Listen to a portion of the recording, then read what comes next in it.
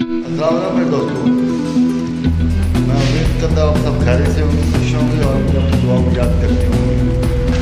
मैं आपका अपना मलिक आसिफ। आज मैं आपके सामने दीवारों को रेगमा किस तरह से लगाया जाता है, रेगमा लगाने के बाद वाल पुट्टी किस तरह हम करते हैं, आज हम आपको वो बता रहे हैं।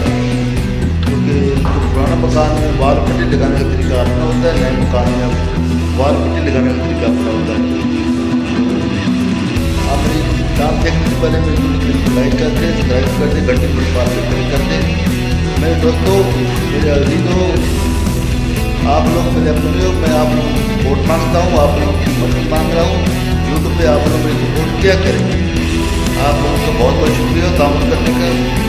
अल्लाह हाफ़िज़। दीवारों का फ्रेम में लगा रहे हैं सामने।